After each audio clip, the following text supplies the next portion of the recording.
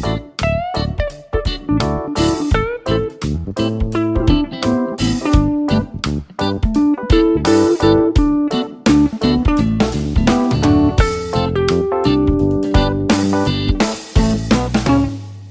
start po tayo dito sa aming munisipyo sa Balungaw, Pangasinan. Pasensya na po kayo at ganito po yung video kasi nakalagay po sa motor yung ating cellphone. So ayan, papunta po tayo ngayon sa isang property na may sukat na 9,333 square meter.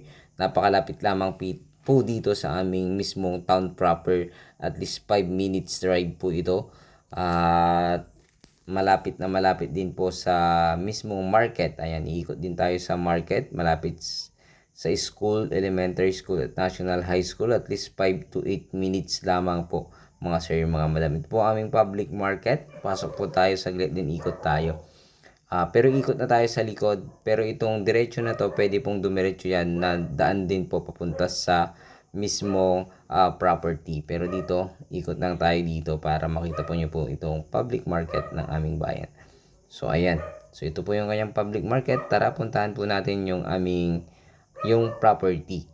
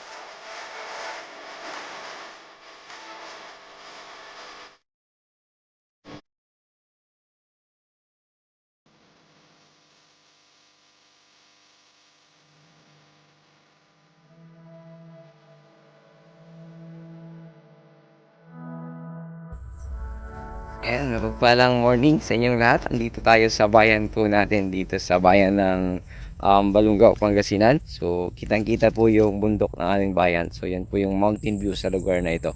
So, yung property na ito ay may sukat na 9,333 square meter. Napakahaba ng frontage niya sa farm to market road. So, tara tingnan natin para makita ninyo. Torrents title na ito. So, blue title. Pangalan ng ating seller from Canada. So, kliyente rin natin to at viewers natin sa vlog. Kaya pinapablog po nila ulit itong kanilang property dito sa bayan ng Balungaw.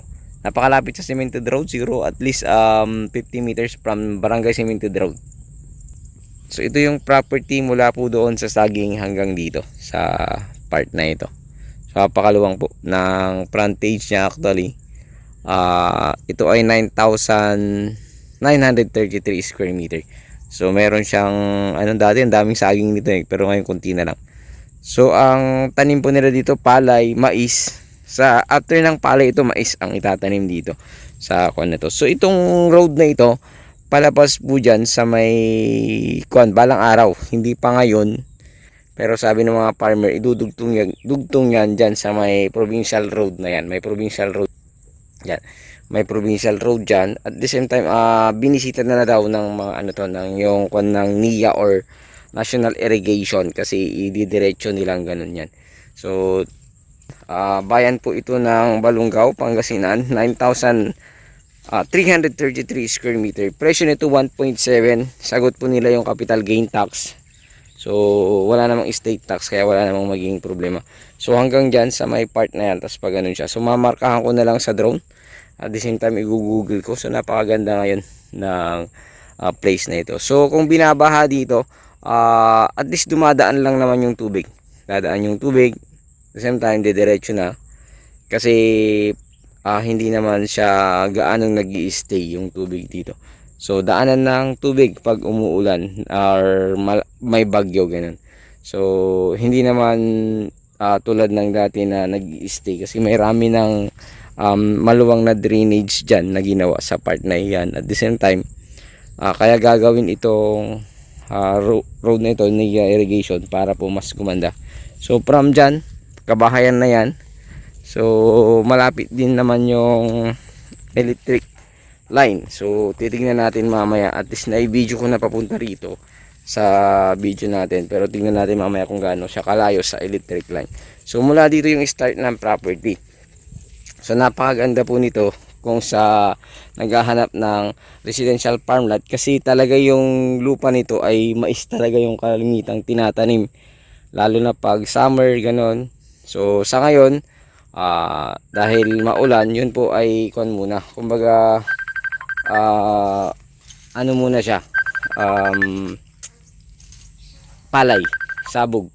So ayun mga katabi niya ano na siya kumbaga ano na yan, malapit ng anihin. So from dito sa property na ito, yan, Cemented Road na yan, malapit lang siya sa National, sa Cemented Road, Barangay Cemented Road. So papunta doon sa National Road, naka-video rin yan. So galing sa bayan, naka-video din. So ayun, muli, ito po ang inyong lingkod Agent Joel. Sana magustuhan nyo po ito dito sa bayan ng Balungaw, Pangasinan. Sukat 9,333 square meter. Presyo 1.7 million. Sagot nila capital gain tax. So ayun muli, maraming salamat. Ipong lingkod Agent Joel. God bless you all.